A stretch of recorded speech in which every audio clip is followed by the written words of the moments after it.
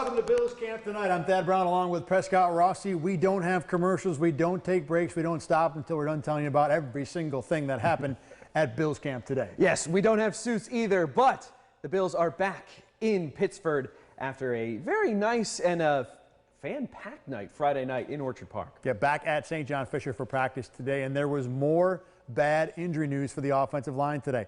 Backup tackle Adrian Waddle carted off during team drills today. Appeared to be a right foot or leg injury. No further word so far. There were a couple of lineup changes today, too, when it comes to the Bills. The first rounder, rookie Ed Oliver. Let's show you him. He was moved onto the starting team for the first time today, working out with Jerry Hughes there. Second round pick, Cody Ford, bumped inside the guard today. Now, Ford found out about the move in meetings today. He's been preparing to play both tackle and guard for a while, taking notes on both in meetings. Ford has played a few games of guard in college. He explained how it's different from playing tackle.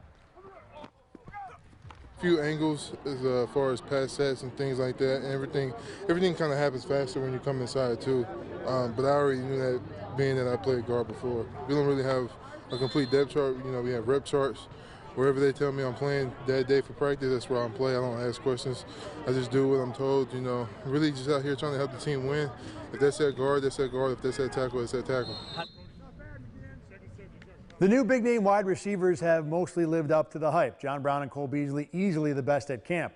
Behind them, the guy raising eyebrows and dropping jaws at Fisher is a surprise. Prescott can tell you why. All right, good afternoon. Bills head coach Sean McDermott doesn't typically single out his players during press conferences. He talks in terms of team and not individuals. That is why this recent answer about the Bills' wide receiver depth stood out. I think Ray McLeod's had a real nice training camp to this point. You know, just with effort and doing the things we expect our wide receivers to do. Ray McLeod, a sixth-round pick out of Clemson by the Bills last year. His rookie season finished with only 5 catches for 36 yards in 10 games. McLeod admits it was tough. I was used to playing, you know, God humbled me, you know, and that's how I took it. And just went to work my off season and got one goal, and that's to be great. After a difficult rookie season, Ray McLeod returned to his hometown of Tampa, Florida. There he began training with Bills coaching intern Leonard Johnson, who saw untapped potential in the Bills' second-year wideout. In order for you to, you know, take your game to the next level, you know, this is what you got to do. And it was just every other day, just one thing to him. Hey, every other day, another thing. It's not just the head coach who sees a change in McLeod. Ray is probably the most improved player within our receiver room. He's got a knack for just kind of getting into a zone where he feels open. He's more poised, more confident, more of a pro. McLeod called it an honor that he is being recognized within the team and is using that to continue working hard. I don't take it as, oh, I've done something. I mean, we haven't played the game yet. Every day I come out and work and make them talk about me more. And, you know, that's my goal, make everybody talk about me. Keep stacking up good days, and they will. Now, Ray McLeod is in probably pole position for the 6th wide receiver spot on the Bills, and probably not a good sign for the guys behind him, but big preseason games coming up. I remember last year there was a game against Houston where McLeod fumbled a punt. If he can show that he can be that, you know, that backup guy behind Roberts or even McKenzie to field punts as well, just to be more valuable, more well-rounded, that will obviously help his case to making the roster. It might just be a need of being dependable. Yeah. Just don't screw up. Yeah, you know, you've got the job, finish it off. All right, now it's time to talk about the guy who is always on the mind of every Bills fan. This is our Just Joshin' segment. Here are his numbers from practice today, all unofficial, of course. Now, look, today was a weird day. It seemed like the Bills' offense was primarily repping the run game and then even the check down. They ran a drill early in practice where the quarterbacks all were facing a blitz in 7-on-7, and every single time threw it to either a quick hot receiver or a running back. So not really your normal, you know, passing game emphasis. That said, Allen started 1 of 5, and it was a brutal-looking 1 of 5. I mean, it looked like he had 24 days off, not 24 hours. Rallied late. Completed his last 6 throws, but as you see that the numbers are not super, still took a sack. And, you know, look, I'd say all in all, you know, we go back to the beginning, Prescott, of where we started with this camp, that we wanted to see Josh Allen stack a bunch of good days together. Right now he's stacking bad days together. Yeah, and Thursday I thought was his worst performance at training camp. You and I, we were not in Orchard Park on Friday, full disclosure, but it hasn't been a great week. He can make that all go away Thursday night for the preseason opener against Indianapolis. I'm not expecting him to play too long, but even in his limited availability Thursday night, he can obviously put all this stuff behind him. But yeah, it hasn't been great lately, and you know, it's easy to say, oh, well, they're missing X, Y, and Z in the offensive line.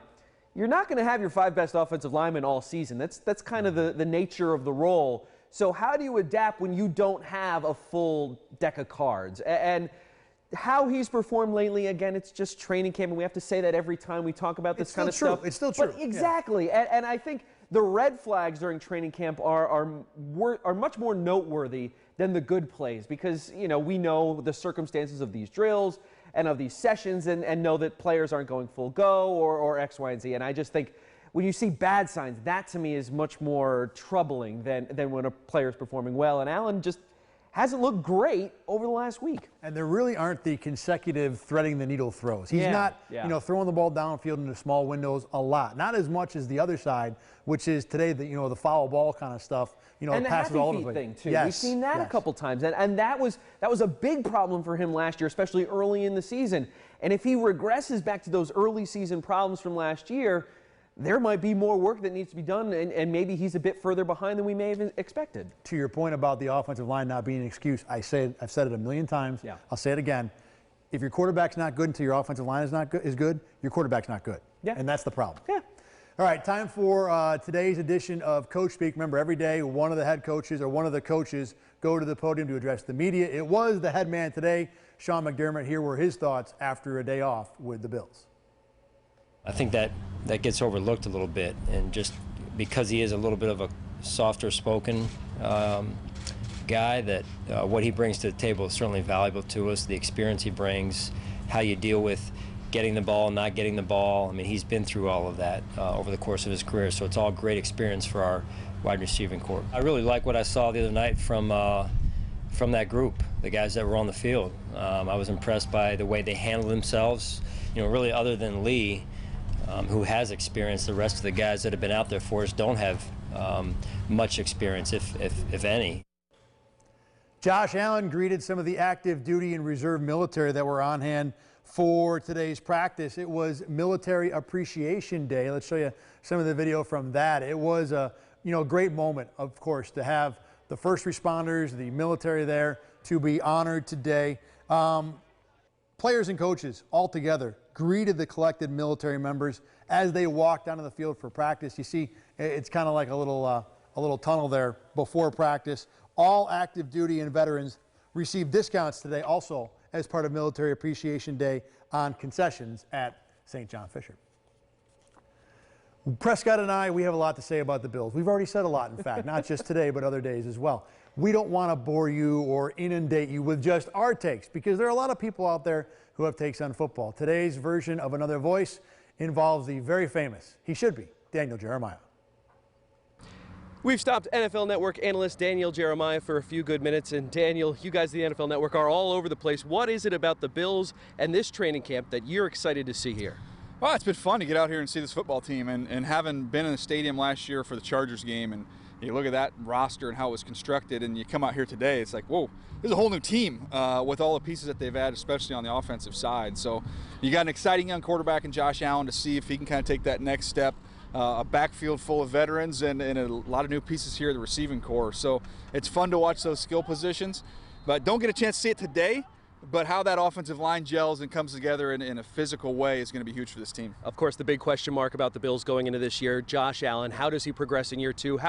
What have you thought of his progression from his time at Wyoming through his first year in the NFL, and what are you looking to see now in year two? Well, there's a couple things with Josh. First of all, he's a great guy. You know, I've got a chance to know him through the draft process and then visiting with him today. Very comfortable in his own skin. He's got a real comfort level with this offense now, so he's in a good place knowledge base-wise. That's going to help him take a big jump forward this year. Skill set wise, I mean, it's all there. The size, arm strength, athleticism, he's got it all. Now it's a matter of, to me, better decisions. Everybody talks about the accuracy. I put the accuracy aside. He's never going to be a 70% passer, and that's okay. But what he can't do is force footballs and turn the ball over. You can live with a ball that might skip. You can't live with turning the ball over. So if he can clean that part of his game up and still use his legs, be creative in that aspect, it's going to help this team take a big leap forward. Bills landed Ed Oliver in the draft. I think it was a surprise that he was available when the Bills selected him, but your thoughts on just how destructive Oliver can be in the interior of that defensive line and the rest of the Bills draft class, just your thoughts thoughts on how they turned out in 2019. Well, I mean, look, when you're compared to Ed Oliver, when Ed Oliver's compared to Aaron Donald coming out, you know you're doing something right, and you've got some freakiness to you, which he does. He's so twitched up and so explosive. To park him in that 3 technique and let him rush against guards in this league, I think he's going to have a lot of success. And when you look at the way the back end of this defense is built, and I think it's one of the better secondaries in the NFL, you just give him this much more time to rush, and I think you're going to see some good numbers. I tried to get him to give me a number. I said, what's your goal? Give me a number. He's not giving me a number, but I know he has a number. You guys got to figure that out. We will enjoy figuring out that number. A lot of people follow you on social media, but if they want to follow Daniel Jeremiah, how would they find you? Sure, it's Move the Sticks on social media, and then the podcast that I have with my buddy Bucky Brooks. We're both former scouts, and we have a lot of fun on there. It's the Move the Sticks podcast. You can find us anywhere. Social media, television, podcast. This man does it all. Daniel Jeremiah, thank you very much. Good to see you. Very cool to talk to Daniel Jeremiah. Sneaky tall, Daniel Jeremiah. Just note that. After practice, the Bills ran like a high school team again. And even some assistant coaches got in on it. 4 sprints across the width of the field. This was the first time the team has done gassers during training camp, but not the first time Sean McDermott seemed unhappy with a practice. In fact, Sean McDermott, during his press conference today, mentioned the fact that he felt the Bills left a lot of plays on the field Friday night during their practice in Orchard Park, and you kind of got the sense that, this one might be a little bit more intense. It seemed like he wasn't really thrilled with how things turned out. Well, proof's in the pudding. He made a team full of adults and veterans run sprints at St. John Fisher. Like a high school team. And really the practice today as a whole was relatively sloppy. It was not a shock to see him call the team together and then all of a sudden, boom, again, like you. Everybody on the line. Going back to Miracle. All right, time for us to give you the best and the worst, the great and the not so great from today's practice. It's time for the high and the low. I go first because, well, I write the scripts. My high today is Cody Ford. Now look, first practice at guard for him, really first practice the entire offseason at guard for him. He looked pretty good. Early reps were excellent. His second rep today was a pulling play where he led a toss play around the outside, buried Trey White on it. Last couple reps weren't as good. Jordan Phillips did undress him on a pass rush, but all in all, for a rookie who is playing a spot that he hasn't really practiced much all year and to more or less be just thrown into it, I know he got a little heads up today, it was pretty solid. And I think a lot of people think this is where Ford might be best in the NFL. Again, day one at that position, I'm taking it all day. Yeah, and I know there's been some concern about, using a second-round pick on a guard. Well, if you have a great guard, then that's a very valuable use of that second-round pick. So, yeah, I think Cody Ford, his transformation into being a guard, if it turns out well, then how could you not argue, or how could you not be in favor of that decision? So, yeah, a good call there. Now, my high for the day is Ed Oliver. We've talked about him a lot. Took a little more than a week of camp to crack the starting lineup. Who knows if he'll hold that spot? He's going to get it eventually. It's just a matter of time. The Bills rotate enough defensive linemen. It still may not matter, but good to see this wrecking ball is right on schedule. Yeah, and he was wrecking stuff again today. My low today is quarterback Tyree Jackson. I wasn't terrible today, more of an uneven practice at best. He did throw an early interception in team drills with a pass that just wasn't close, way high. Look, there may be potential with his physical skills, and it's always fun to have the local guy who makes good story, to have a chance to happen. But he's got work to do just to make the practice squad right now. He doesn't look comfortable. He doesn't look even close to competent throwing the ball. Again, the ceiling seems to be pretty high, but we're so far on the floor right now that I don't know if he can see over the bristles of the shag carpet. Yeah, and I think he gets a bit of a pass because he is that local guy, and I understand that it is a good feel-good story that guy from Buffalo, or a guy at least played at Buffalo, he's not from Western New York, is in training camp with the Buffalo Bills. But, if he was UTEP quarterback Tyree Jackson, we'd be saying, all right, well, let's bring in another body. And so, yeah, it's been a tough start. He has had moments. It's not to say that he looks totally lost out there, but the gap is pretty large, and you just wonder at what point is he bringing enough to the table that warrants a spot on the roster that could go to, when we're talking about these injuries on the offensive line, tight end that can't seem to keep a tight end healthy for a couple days. So, is he going to take a spot of someone that might be in a more pressing position, remains to be seen. But, yeah, Tyree Jackson has had a rough start to training camp in 2019. Now, my low for the day, the offensive line that just can't catch a break. Adrian Waddle, the latest victim of that, carted off at practice today. I know that's a bit fair to say a guy that got hurt is the low of the day, but I think it's more about just the offensive line just seemingly can't catch a break, much like the tight ends. And Sean McDermott has mentioned how the timing of this is not great, that these offensive linemen, a lot of new pieces trying to get on the same page, and they can't even get on the same field at the same time. So, yeah, Spencer Long, John Feliciano, the lineman with potential to make the team now out of practice, on a team that had no idea who the line was going to be already. The injuries make it even harder to build anything.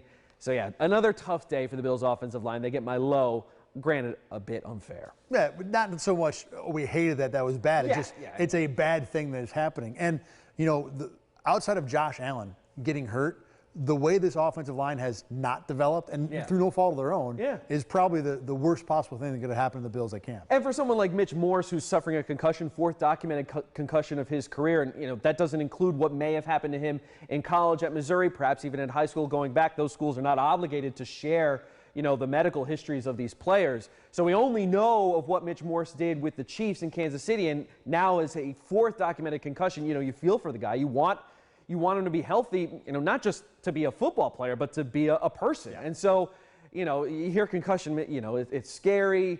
We see him out there on the field, so you think that must be encouraging. But, you know, of course, the Bills aren't really sharing a lot of information more than he has a concussion or he's in concussion protocol. Which is standard for most NFL teams. Exactly. Yeah. So it's, you know, you feel for him as a person, but then you look at the football team that you're paid to cover. That's what you do for a living, and you go like, it is a loss for the Bills not having Mitch Morse out there on the field. Now, there are just 2 practices left in training camp. Tomorrow, the Bills back to a morning session, 9:45 a.m., though that one is closed to fans. Tuesday, the final workout at Fisher this year. It always goes so fast. Public is welcome, 9:45 a.m. start. Then Thursday, the preseason opener, New Era Field, Orchard Park, against the Indianapolis Colts. Andrew Luck probably won't play, but still 7 o'clock start in Orchard Park. Yeah, Luck is nursing an ankle injury. He's definitely not playing in that game. Weather for tomorrow, I know most of you can't go, but for the Bills at least, it's going to be pretty darn perfect. 70 degrees, sunny, just going to be a great day. In Rochester, from what I understand, this will be the last really good day of weather for a while. Now, for Tuesday morning's last practice, the Bills should be fine to get the practice in, but after that will be bad. So if that forecast changes just a little, maybe the last practice is an issue. But we'll talk about that tomorrow. As for tomorrow, it's going to be good. Yeah, and, you know, we've been pretty lucky with camp weather. I mean, you know, this is my 8th training camp covering the Bills, and I can always think that seemingly every year there's at least one day where it just pours. You get a thunderstorm, and it wipes out the whole day of practice. And we've been, you know, a sprinkle, I think there was once, I think last week, and it all kind of blends in after a while, just so you know, folks. But, yeah, the weather's just been terrific at Fisher.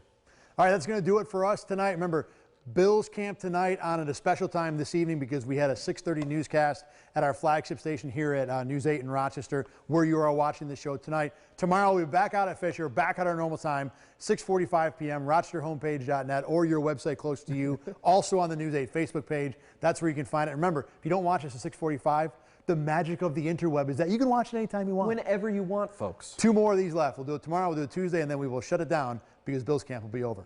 For Prescott, I'm Thad. Thanks for watching Bills Camp tonight. We will see you tomorrow once again from St. John Fisher.